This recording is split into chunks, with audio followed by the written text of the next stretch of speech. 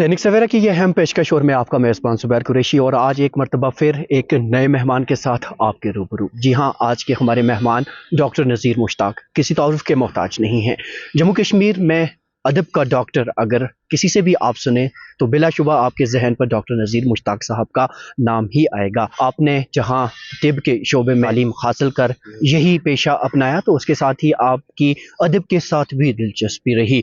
4 से ज़ायद किताबों के आप मुसन्निफ़ हैं, कई मज़ामीन भी तहरीर किए हैं, रेडियो और टेलीविज़न्स के लिए स्क्रिप्ट भी लिखे हैं और अपनी ज़िंदगी का बेशतर क़िस्सा ईरान में भी गुज़ारा है और वहाँ के लोगों की भी खिदमत की है। मज़ीद इनकी ज़िंदगी के ताल्लुक से जानेंगे इन्हीं की ज़ुबानी। डॉक्टर साहब, सबसे पहले तो आपका प्रोग्राम में खुशामदीद। बहुत शुक्रिया ज़ुबैर साहब, आपने हमें इस काबिल समझा कि आपके प्रोग्राम में शिरकत कर सकें। आगाज़ में आपसे ये जानना चाहूँगा, एक मेडिकल फील्ड से ताल्लुक़ रखने वाला इंसान अदब की जानिब कैसे माइल हो जाता है? क्या कोई ख़ास वजूहात रही? नहीं, खास वजह तो नहीं, मैं अकेला ही नहीं। अगर आप जम्मू कश्मीर का अदबनामा देखें तो बहुत सारे ऐसे डॉक्टर हैं जो अदब से गहरा ताल्लुक़ रखते और लिखते भी हैं। मैं भी उनमें से एक हूँ। ये बचपन ही से मुझे लिखने पढ़ने का शौक़ था, तो मैंने 5वीं जमात में एक मज़मून लिखा, एक उस्ताद की फरमाइश पर रिसाला नूर निकलता था, वो उसमें छप गया, जिन्हें दिन में 5 बार पुकारा जाता है, वो लिखा मैंने। तो यहीं से आपकी शुरुआत थी? वो शुरुआत हुई। ये कौन सा साल होगा सर? याद भी नहीं, 5वीं जमात में बच्चा था। तो असली शुरुआत हुई आफ्ताब से। ख्वाजा सनाउल्लाह भट्ट संडे एडिशन निकाला करते थे, उसमें बहुत सारे अफसाने। और ये शुरुआत मज़ामीन से हुई कि डायरेक्ट फिक्शन से? मज़ामीन से। फिर मैंने आफ्ताब के लिए लिखा एक अफसाना बदनसीब। तो ख्वाजा साहब के पास गए, उन्होंने कहा है दिशा ये उधर दे दो उमर मजीद के पास। उमर मजीद ख्वाजा सनाउल्लाह भट्ट साहब, हाँ, तलारस से थे लोग, बड़े माशाल्लाह, अल्लाह ताला उनको जन्नतुल फिरदौस अता करे। उन्होंने जो भी, मैं तो वसूख से कहूँगा, जो भी कश्मीर में इस वक्त के हमारी इस उम्र के राइटर हैं, उसी की बदौलत है। अगर वो प्लेटफार्म मुहैया न करते, हम सब गुमनामी के गारों में भटक रहे होते। तो वहाँ से मैंने अफसानवी सफ़र यानी उस वक्त अदबी रसाइल उतने आम नहीं हुआ करते थे और ज़राए अबलाग के वसाइल भी कम थे? बहुत कम। उस वक्त शमा यहाँ आता था, दिल रूबी, शमा रूबी, खातून मशरिक, बस, और कुछ हुदा वगैरह, मोहमा, ये रिसाले आते थे। उनमें से सिर्फ शमा अफसाने शाया करता था और रूबी और खातून मशरिक, इनमें मैं छपा हूँ, उनके लिए मैंने अफसाने लिखे हैं। आपने तिब की डिग्री एक ऐसे दौर में हासिल की है जब मेडिकल की तालीम हासिल करना बहुत बड़ी बात समझी जाती थी और उसके लिए काफ़ी अर्क-रेज़ी, काफ़ी मेहनत की भी ज़रूरत होती थी। तो कभी कभार आपको मुश्किलात पेश आईं कि दोनों चीज़ों को मैं कैसे आगे बढ़ा सकता हूँ, या कभी कोई चीज़ रह गई हो? नहीं, मुश्किलात तो नहीं पेश आई, ये मेरा शौक़ था, या यूँ कि इत्तेफाक था कि मैं टीवी की तरफ माइल हो गया। शायद उस वक़्त कुछ ऐसा था कि मुझे पैसे की ज़रूरत थी, तो टीवी से अच्छा खासा पैसा मिलता था, तो मैंने टीवी के लिए लिखना शुरू किया था। फिर वो मैं टीवी स्टार बन गया, क्योंकि मैंने मैंने सबसे पहली फ़िल्म टीवी के लिए वो सुपर हिट हो गई, तो उससे मेरा टीवी में अच्छा खासा नाम हो गया। फिर मैंने स्क्रीन प्ले लिखना सीखा, फिर मैंने ड्रामे लिखे, फिर मैंने सीरियल लिखे बहुत। लेकिन इसमें ये हुआ कि मुझे ब्रेक लगा, मुझे वतन छोड़कर जाना पड़ा, या यूँ समझिए कि मुझे यहाँ से निकाला गया, क्योंकि उन दिनों हर काम सिफारिश पर होता था, एंट्रेंस एग्जामिनेशन नहीं होता था, इंटरव्यू देना पड़ता था। इंटरव्यू में सिर्फ अमीर लोगों और सिफारिशी लोगों को चुना जाता था। मेरे पास ना सिफारिश थी और ना पैसा था, इसलिए मुझे ड्रॉप किया गया। और जब 4 बार ड्रॉप किया गया तो मैं सीधा पासपोर्ट ऑफिस गया, पासपोर्ट निकाला और चला गया। वहाँ से 10 साल के बाद, वो 10 साल ब्रेक अगर ना होती तो शायद मैं इससे बहुत ज़्यादा मतलब अदब की खिदमत कर सकता था, या मेडिकल सर्विसेज की ज़्यादा खिदमत। लेकिन वो 10 साल ब्रेक, हालांकि वो 10 साल मैं कहता हूँ वो मेरी ज़िंदगी का सुनहरी दौर है। मैं ईरान में रहा, मैंने एक ज़बान सीखी, मैंने अदब सीखा, मैंने फ़ारसी ज़बान सीखी, और मैंने अपने आप को वहाँ एक अच्छा खासा डॉक्टर पाया, क्योंकि वहाँ एक आम, जिसको वो फिजिशियन, अमूमियन जनरल फिजिशियन को भी हर सहूलियत मैसर है, हर सहूलियत। आप एज ए जनरल फिजिशियन कोई भी टेस्ट लिख सकते हैं। यानी कि मुवाजना हुआ यहाँ की ज़िंदगी का वहाँ की ज़िंदगी। यहाँ तो कोई सीखा ही यकीनन फिर उस दौर ने आपकी निगारिशात में भी निखार लाया होगा। एग्जैक्टली। देखिए, जब मैंने पर्शियन सीखी پر زبان پر تھوڑی سی دسترت حاصل ہوئی، تو میری اردو تو پہلے سے اچھی خاصی اردو تھی، تو اس سے یہ ہوا کہ میری زبان اردو زبان کو تقویت ملی. مثلا آپ صحت کامل کی بات کی آپ نے، جب میں نے صحت کامل، جب میں کشمیر عظمیٰ کے لیے اردو میں آرٹیکل لکھتا تھا تو میں کسی بھی جگہ تک نہیں جاتا تھا، کیونکہ میں وہ فارسی لفظ اس میں ایک دم سماتا تھا. تو اس پر یونیورسٹی کے طالب علم نے ریسرچ کی کہ میں نے پتہ نہیں کتنے الفاظ اس نے کہ اردو زبان کو نئے تو نہیں ہیں لیکن اردو زبان میں فٹ کیے ہیں، فارسی سے اخذ کر کے، یعنی جو عام فہم زبان میں یہاں استعمال نہیں ہوتے تھے وہ انٹروڈیوس ہو گئے. بالکل انٹروڈیوس ہو گئے. اور مجھے فائدہ یہ ملا کہ لوگوں کو پسند آیا کہ نہیں بھائی یہ جو ہے یہ کیا کہتے ہیں مضامین، ان کی زبان وہ شیرین ہے، تو وہ پسند کرنے لگے. اس موقع پر ڈاکٹر نذیر مشتاق صاحب اسکرپٹ رائٹنگ بھی کر لیے، طب کی ڈگری بھی مکمل کر لی اور فکشن کی جانب بھی مائل ہوئے. تو پھر پہلی مجموعہ آپ کا کون سا شائع ہوا؟ میرا سب سے پہلے جب میں میڈیکل کالج میں تھا، سب سے پہلے میرا ناول پیغام شائع ہوا. اچھا. اس کے بعد پچھلے 3 سال پہلے میرا افسانچوں، میں نے افسانچوں کی طرف راغب کیا، تن کے شائع ہوا. اور اس کے بعد اب دوسرا تیار ہے، اور صحت کامل زخیم کتاب ہے وہ شائع ہوئی ہے، اور صحت کامل کا تو دوسرا ایڈیشن بھی آ رہا ہے. اچھا ڈاکٹر صاحب، آپ خود کو مطمئن زیادہ کس میں پاتے ہیں؟ میں اگر آپ میرا فیس بک والا، میں کہتا ہوں کہ first a doctor then a writer. میں پہلے ایک ڈاکٹر ہوں، کیونکہ رائٹر تو بہت سارے ہو سکتے ہیں، لیکن اچھا ڈاکٹر بننے کے لیے اور عوام کی خدمت کرنے کے لیے بڑا دل چاہیے، دماغ چاہیے، بہت پیشنس چاہیے. تو الحمدللہ میں نے اپنے جو میرا پیشہ اس کے ساتھ ہمیشہ انصاف کیا. میں نے ہمیشہ لوگوں کے دل جیتے اور ان کا اچھی طرح سے علاج کیا، جتنا مجھ سے ہو سکتا تھا. میں نے اپنے فیلڈ میں ایز اے معالج میں نے ایمانداری سے کام کیا، اور مجھے اس کا صلہ یہ ملا، مجھے لوگوں کا پیار ملا. لیکن اس کے ساتھ ساتھ وہ میں مثال دوں گا کہ ایک دوست نے مجھے فون کیا کہ ارے بھائی وہ فلانی کتاب ہے آپ نے پڑھی. میں نے کہا آپ چھوڑو یار، بہت بوڑھے ہو گئے، بہت ساری کتابیں پڑھی، میں تو دن میں 20 کتابیں پڑھتا. وہ چونک گیا، 20 کتابیں کیسے پڑھتے؟ میں نے کہا دیکھو 20 پیشنٹ دیکھے تو ہر ایک کہانی ہے.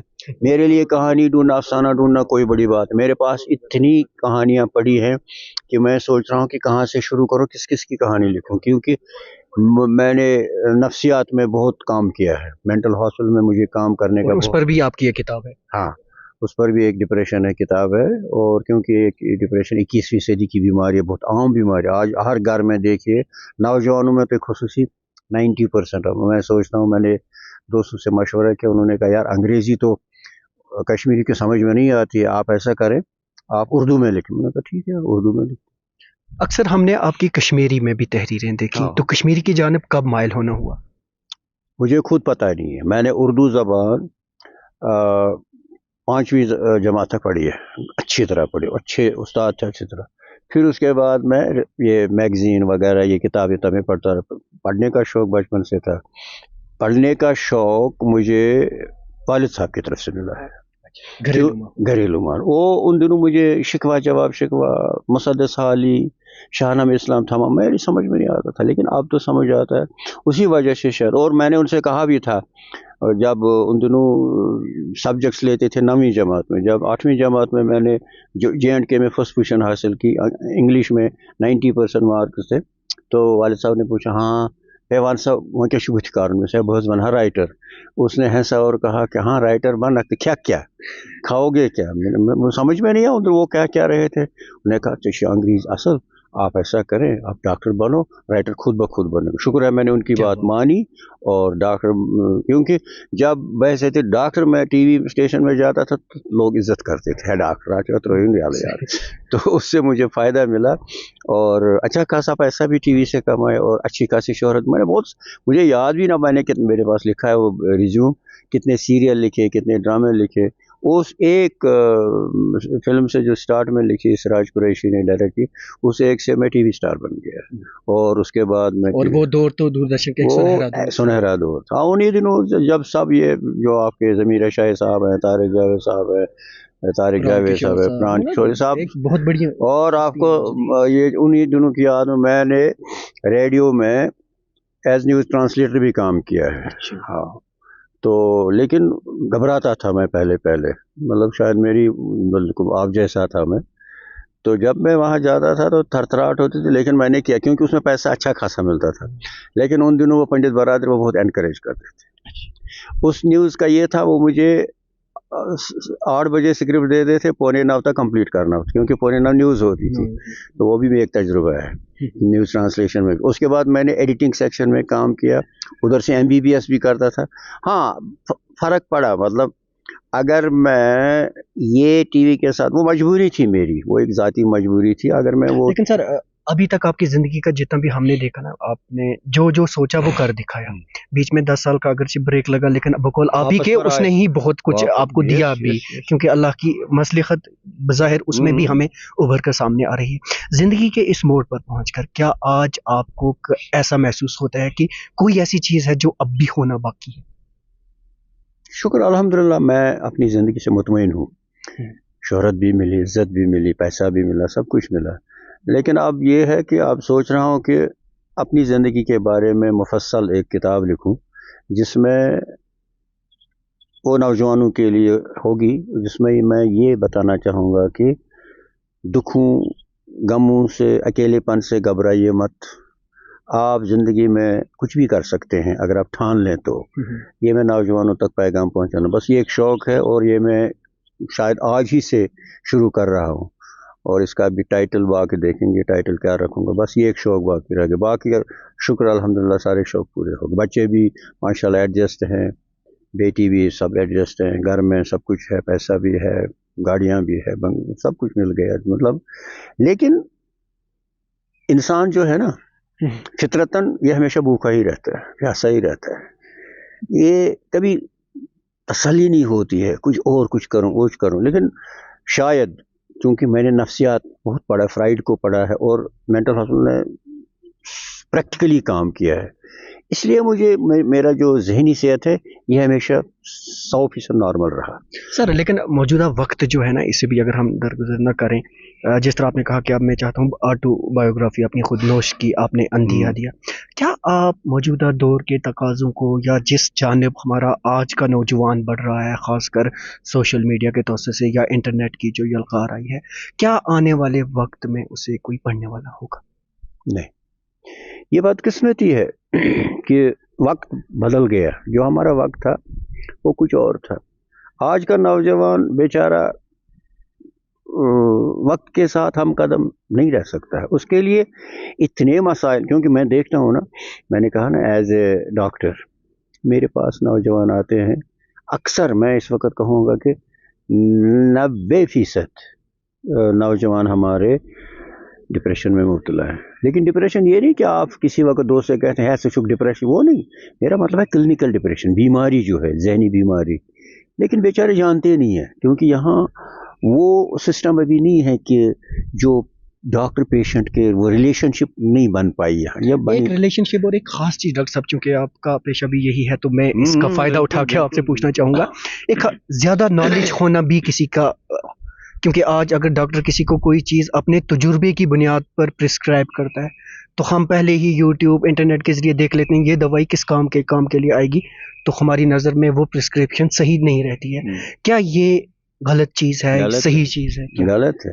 دیکھیے میں کہوں گا گوگل پر جو آپ کو انفارمیشن ملتی ہے وہ صرف آپ کی نالج بڑھانے کے لیے، جیسے آپ ایک افسانہ پڑھتے ہیں، آپ وقت گزارتے ہیں، اسی طرح گوگل کی جو میڈیکل انفارمیشن ہے وہ صرف آپ کے معلومات بڑھانے کے لیے کہ اگر آپ فلانی دوائی کھائیں گے تو آپ کو یہ ہو سکتا ہے. لیکن ایکسپرٹ کے بغیر وہ دوائی لینا کسی بھی صورت میں صحیح نہیں ہے.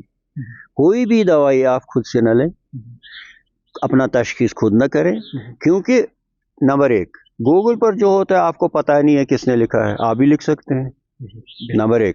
نمبر 2 ہم ڈاکٹر لوگ گوگل کی تبھی مانتے ہیں جب ہمارے پاس ریفرنسز ہو. مثلا آپ کو سن کر حیرت ہوگی، جب میں ڈپریشن پر کتاب لکھ رہا 3 سال میں نے صرف میٹیریل جمع کیا، گوگل سے نہیں، کتابوں سے، ہارڈ فارم ہے، کتاب پڑھ کے میرے ٹیبل پر پڑی ہے لیٹسٹ کتاب 223 کی. جب تک نہ ڈاکٹر کے پاس ریفرنسز ہوں، तब तक हम नहीं मानते हैं। इसलिए डॉक्टर के लिए गूगल कोई मायने ही नहीं रखता है। बहरहाल ये एक ऐसा मौजू है कि इस पे हम जितनी बात करें वो कम है। एग्जैक्टली। लेकिन डॉक्टर साहब, चूंकि हम आपकी अदबी ज़िंदगी के ताल्लुक से भी बात कर रहे हैं, fiction writers guild Jammu Kashmir में एक नुमाया नाम जो उर्दू की खिदमत में पेश है और आप उसके सदर भी हैं।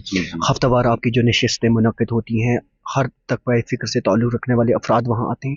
आने वाला दौर कैसे पाते हैं आप अदब के ताल्लुक से जम्मू कश्मीर? इंशाल्लाह रोशन होगा, सुनहरी दौर होगा। जब से हमने फिक्शन राइटर्स गिल्ड का आगाज़ किया है, उसके बुनियादी मेंबर सलीम सालिक साहब, ये गुलाम नबी शाहिद साहब, नासिर ज़मीर साहब, और फिर हमारे सरपरस्त आला था हयात वैशी सैयद साहब, फिर मैं, इस तरह बहुत सारे हमारे साथ जुड़े, शहजादा बिस्मिल्लाह जन्नत, तो बहुत अच्छा काम किया भी है और कर भी रहे हैं। सब ने मिलकर, उसमें आपका भी रोल है, मेरा भी रोल है, हर किसी का रोल है, सब ने बहुत अच्छा काम किया। एक बुनियाद डाली हमने कि फिक्शन, और वो भी देखिए हर ज़बान में, चाहे पहाड़ी हो, गोजरी हो, हिंदी हो, उर्दू हो, कश्मीरी हो, हर ज़बान में अफसाने पढ़े गए।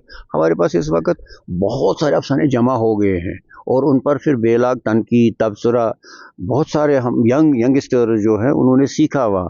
इस एतबार से मुस्तकबिल आपको ताबनाक बहुत रोशन नज़र आता है। बिल्कुल हम तरक्की करेंगे इंशाल्लाह।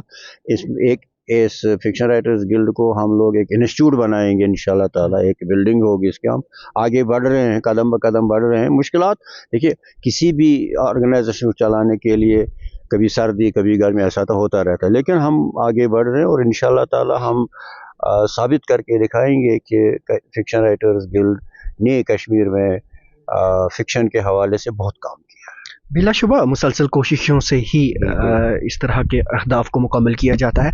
आखिर पर हमारे जो नाज़रीन आपको देख रहे हैं, उनमें नौजवान भी हैं, बुज़ुर्ग भी हैं और असातिज़ा भी हैं, आपका क्या पैगाम रहेगा? एक बात मैं कहूँगा कि नौजवान तबके से, अब क्योंकि जो हमारी एज के है वो तो कुछ नहीं कर सकते, नौजवान तबकों से मैं मुताला की आदत डालें, अच्छी किताबें पढ़ें। और देखिए, मैं ईरान में था, वहाँ हर घर में एक लाइब्रेरी होती है। जिस घर में लाइब्रेरी नहीं होती है उसको वो शिकस्त होती है। हमारे यहाँ पढ़ाई कर, नौजवानों को सबसे पहले अपने अंदर एक जज्बा पैदा करना चाहिए पढ़ाई का, अच्छी अच्छी किताबें पढ़नी, गूगल से नहीं, मतलब एक अच्छी किताबें ढूंढनी चाहिए लाइब्रेरी से या किसी बुक शॉप से। अच्छी अच्छी किताब मुताला किया, जब तक न इंसान मुताला करे वो इंसान है ही नहीं। और अपने घर में आहिस्ता आहिस्ता एक अच्छी खासी लाइब्रेरी का इंतजाम। नंबर 1। वैसे तो डॉक्टर, मैं नौजवानों से कहूँगा किसी भी सूरत में कोई दवाई खुद न लें, किसी भी सूरत में कुछ भी हो, डॉक्टर साहब को दिखाना ज़रूरी है। ज़रूरी, अगर पेट में दर्द हो तो कोई दवाई नहीं, सीधा हॉस्पिटल जाएं, कभी भी, क्योंकि हम इसको जादुई संदूक कहते हैं। आपको, अब जब पेट दर्द होता है आपको पता नहीं अंदर क्या हो रहा है, कभी दवाई न खाएं, पेट खुदा न करे कुछ कॉम्प्लिकेशन, सो उस वक्त डायरेक्ट हॉस्पिटल। और जब आप डॉक्टर के पास जाओ, उससे शराफत से कहें, डॉक्टर साहब मुझे समझाएं, मुझे कौन सी बीमारी है, कब दवाई खानी है, क्या नहीं खानी। मेडिकल शॉप से कभी दवाई न खरीदें और अपनी सेहत का ख्याल रखें। और सबसे अहम बात, आजकल, पहले हम नुस्खे पर लिखते थे डाइट, एक्सरसाइज, मेडिकेशन, अब लिखते हैं एक्सरसाइज।